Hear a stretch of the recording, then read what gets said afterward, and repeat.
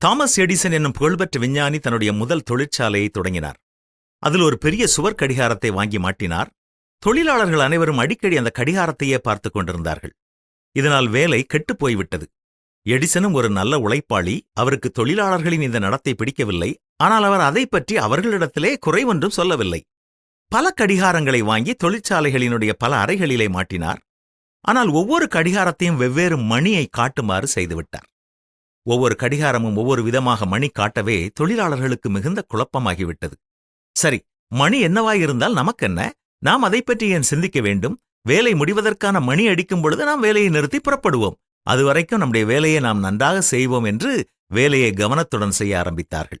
பிரியமானவர்களே, நாம் எந்த வேலை செய்து கொண்டிருந்தாலும் அடிக்கடி கடிகாரத்தை பார்க்கும் பழக்கம் உள்ளவர்களாக இருக்கிறோமா? அப்படி அடிக்கடி கடிகாரத்தை பார்ப்பதினால் நேரம் வீணாகாமல் திட்டமிட்டு வேலை செய்ய அது நமக்கு உதவி செய்கிறதா? அல்லது நேரத்தை வீணாக்கி குறிப்பிட்ட நேரத்திற்கு முன்னதாகவே வேலைகளை முடித்துவிட்டு வெளியே செல்ல ஆயத்தமாக இருக்கிறோமா? சிந்தித்துப் பார்ப்போமா?